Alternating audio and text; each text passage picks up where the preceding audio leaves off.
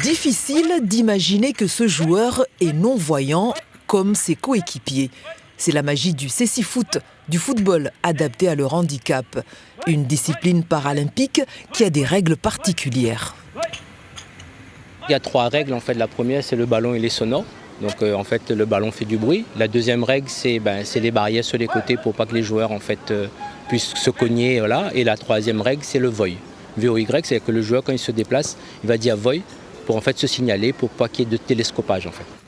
Le football, l'un des sports les plus populaires, est ici un formidable vecteur d'inclusion. C'est pas l'handicap qui rentre en compte, c'est le sportif. Donc on est là, je suis sur un terrain et avant tout je pratique du sport. Et puis les gens quand ils voient que c'est un sportif qui est en train de jouer au football, quoi. Et c'est surtout ça. On se sent libéré, on se sent complètement... et puis on prend beaucoup de plaisir aussi à pratiquer cette activité. Du sport pour les uns, des séances de médiation par un animal.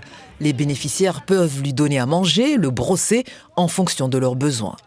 J'interviens auprès des structures ou à domicile avec mes animaux, lapins, cochons d'Inde, tortues, chinchillas, le chien, une poule également.